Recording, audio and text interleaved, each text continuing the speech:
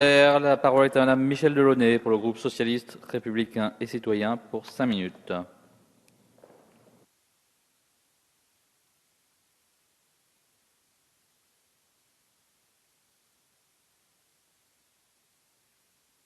Mes chers collègues, permettez-moi de saluer très simplement l'initiative de notre collègue Philippe Cordery d'avoir porté cette résolution européenne. En effet, le problème du tabac, de la lutte contre le tabac, est bien européen. Mais il n'est pas seulement européen et nous ne devons jamais nous défausser sur l'Union. Cependant, il l'est, et bien que nous sachions qu'en effet, seules les maladies épidémiques, les maladies contagieuses, relèvent de l'Union européenne, eh bien, nous devons œuvrer dès aujourd'hui pour que les maladies addictives, qui ont un véritable caractère épidémique dans nos différents pays, entrent également dans les compétences européennes, et ce jour-là, nous pourrons être totalement efficaces. Il s'agit en effet d'un véritable carnage sanitaire et financier que celui du tabac. 750 000 citoyens de l'Union européenne, 750 000 meurent chaque année du tabac, 128 000 en Allemagne, 78 000 en France. Ces chiffres ont été rappelés. Nous ne pouvons plus le tolérer, comme d'ailleurs nous ne pourrons plus longtemps assumer les dégâts financiers, le coût des dégâts du tabac, 47 milliards d'euros estimés en France, et bien sûr, à l'échelle européenne, c'est la même énormité. Et je crois que nous pouvons le dire aujourd'hui, nous ne pourrons assumer, financer les progrès technologiques et les progrès thérapeutiques de la médecine que si nous savons réduire le coût des maladies évitables sur nos budgets. Cette résolution réunit les 5 piliers principaux de la politique anti-tabac et vous l'avez tous dit, c'est bien sûr la hausse des prix et l'harmonisation des fiscalités qui est l'arme maîtresse. Toutes les études épidémiologiques sont là pour le démontrer et il s'agit là de l'arme majeure. Cette arme, dans l'État, pourtant, n'est efficace que s'il s'y associe une lutte exemplaire et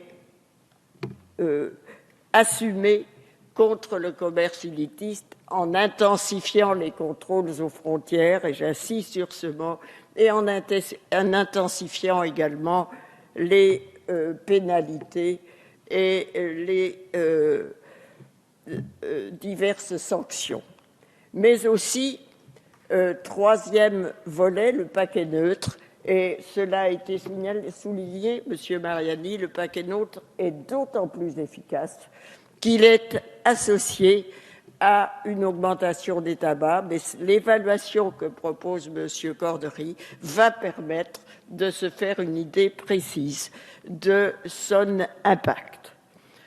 Quatrième pilier, c'est bien sûr nos politiques de prévention qui doivent être harmonisées, cohérentes et convergentes pour avoir d'autant plus d'impact.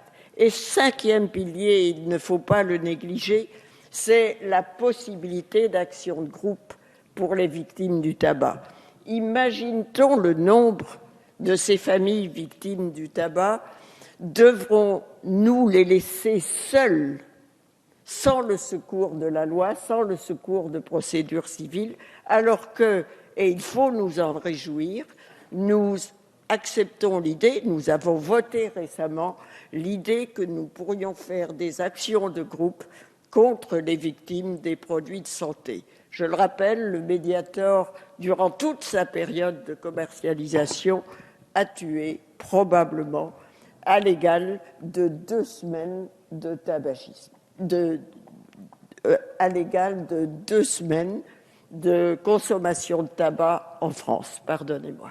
Donc ces 5 piliers sont aujourd'hui réunis et nous devons à la fois, je le disais au début, porter cette politique, cette harmonisation des politiques au niveau européen, mais en même temps, nous ne devons absolument pas renoncer à être le moteur de ces politiques et nous dédouaner, le mot est justement choisi, et nous dédouaner des actions que nous pouvons mener dans notre pays.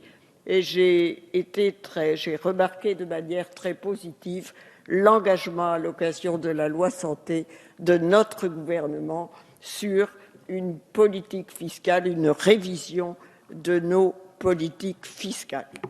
Très clairement, et je crois que nous en sommes tous conscients puisque nous sommes là, la lutte contre le tabagisme est aujourd'hui un sujet majeur. C'est un sujet transpartisan qui nous réunit et nous l'avons démontré.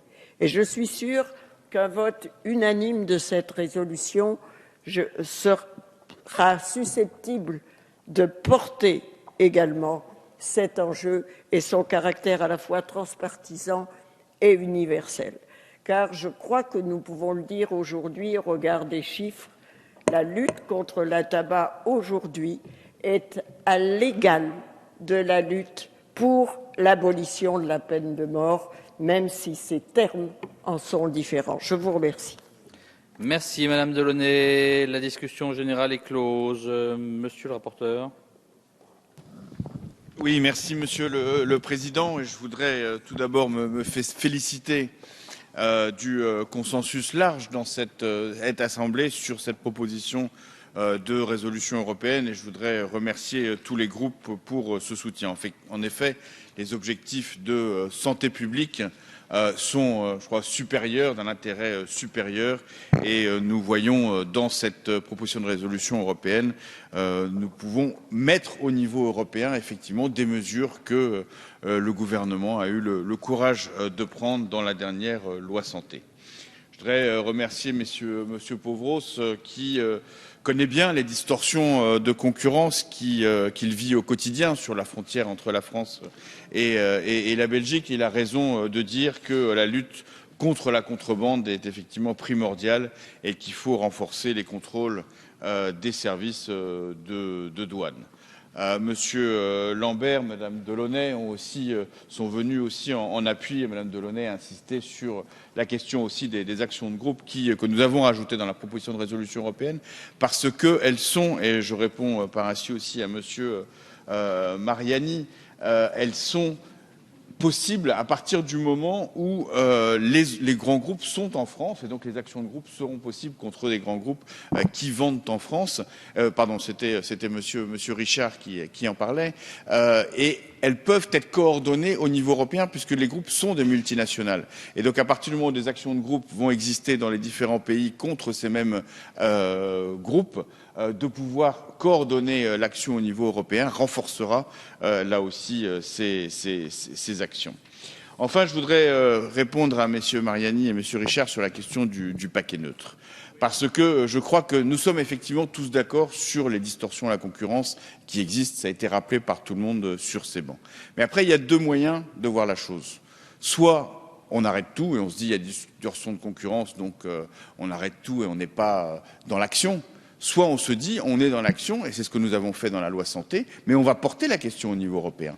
Et c'est ce qui est permis aujourd'hui dans la directive tabac, puisqu'à l'article 24 de cette directive tabac permet aux États d'avoir des mesures supplémentaires pour la santé publique, y compris donc le paquet neutre, que maintenant 3 pays l'ont voté, donc le Royaume-Uni, l'Irlande et la France, et que la Commission européenne pourra, c'est ce que nous proposons, pas faire une étude d'impact parce que il y aura des expériences qui seront réelles, mais simplement regarder comment les choses se passent et quels effets le paquet neutre pourra avoir dans les pays dans lesquels il est instauré pour en informer les autres États membres. Donc ce que nous proposons n'est pas contradictoire, bien au contraire, mais va dans le sens et dans la prolongation à la fois de la directive tabac et de la loi santé que nous avons votée.